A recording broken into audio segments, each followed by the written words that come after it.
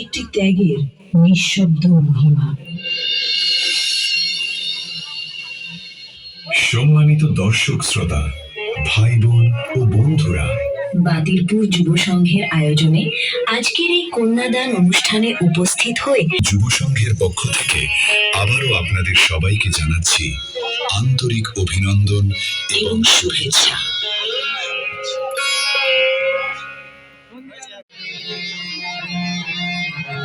प्यारे लाल रे